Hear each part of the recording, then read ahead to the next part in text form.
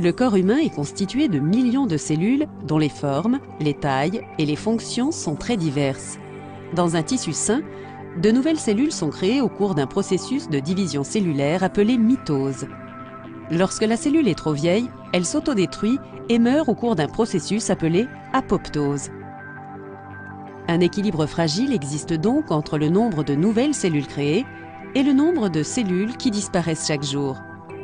Lorsqu'un cancer se développe, cet équilibre s'en trouve rompu et les cellules commencent à se développer de manière anarchique.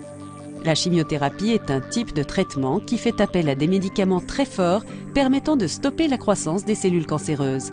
La chimiothérapie peut prendre diverses formes. Elle peut être administrée sous la forme de pilules, sous la forme d'une injection ou par voie intraveineuse sous la forme d'une perfusion.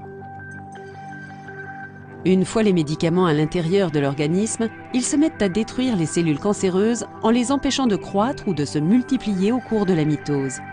En fonction du stade auquel le cancer est arrivé, la chimiothérapie peut guérir le cancer, l'empêcher de se propager ailleurs ou soulager les symptômes.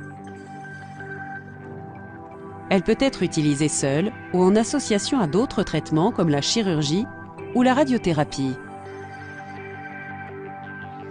La chimiothérapie va malheureusement toucher également les cellules saines et en particulier les cellules qui se divisent rapidement. Parmi elles, les cellules des cheveux, du sang, de la moelle osseuse et des organes reproducteurs. C'est l'altération des cellules saines qui est à l'origine des effets secondaires. C'est pourquoi les effets secondaires de la chimio sont la perte des cheveux, les nausées, les vomissements, la fatigue ou une baisse du système immunitaire et une anémie.